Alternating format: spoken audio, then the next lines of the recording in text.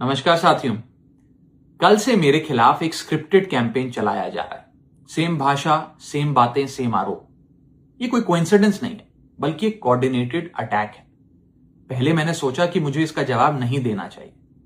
फिर लगा कि कहीं एक झूठ को 100 बार बोला जाए तो कुछ लोग मान ना लें, इसलिए मैंने सोचा कि जवाब दूं। आम आदमी पार्टी ने 3 आरोप लगाते हुए यह कहा कि इन 3 आरोपों की वजह से हम राघव चड्ढा को पार्लियामेंट में बोलने का मौका नहीं देंगे। राघव चड्ढा के पार्लियामेंट में बोलने पर रोक इसलिए लगाई गई क्योंकि उन्होंने ये 3 गलतियां करी। मैं एक एक करके इन तीनों पर आपसे बात करना चाहूंगा। पहला आरोप कि जब ऑपोजिशन पार्लियामेंट से वॉकआउट करता है, सदन से वॉकआउट करता है, तो राघव चड्ढा वहीं बैठे रहते हैं, वो वॉकआउट नहीं करते। यह सरासर झूठ है, सफेद झूठ। मैं चुनौती देता हूं, एक इंस्टेंस, एक दिन ऐसा बताइए जब ऑपोजिशन ने वॉकआउट किया हो और मैंने उनका साथ ना दिया हो, मैं साथ में वॉकआउट नहीं किया हो।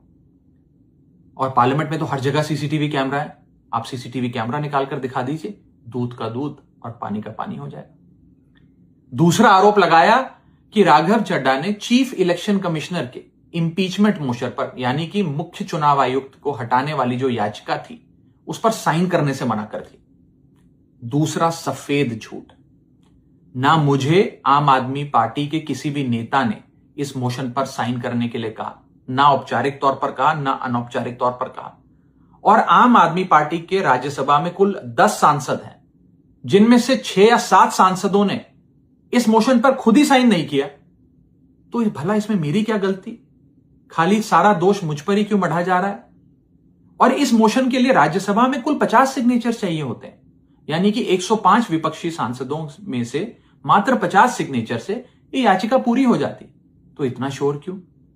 और तीसरा आरोप जो मुझ पर लगाया गया वो ये था कि राघव चड्ढा डर गए हैं और इसलिए वो बेकार मुद्दे उठाते हैं।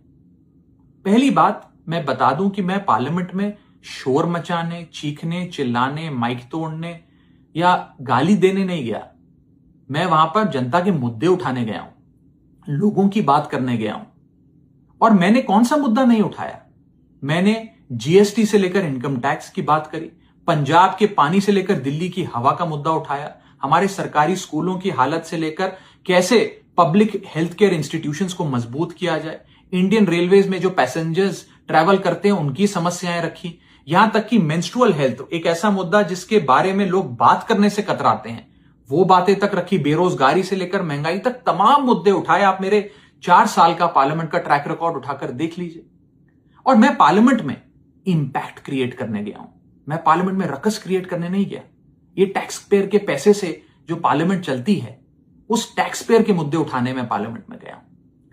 अंत में मैं बस इतना कहना चाहता हूं कि जो लोग आज मुझ पर आरोप लगा रहे हैं, झूठे आरोप लगा रहे हैं, कि हर झूठ को बेनकाब किया जाएगा और हर सवाल का जवाब दिया जाएगा, क्योंकि मैं घायल हूं, इसीलिए घातक हूं।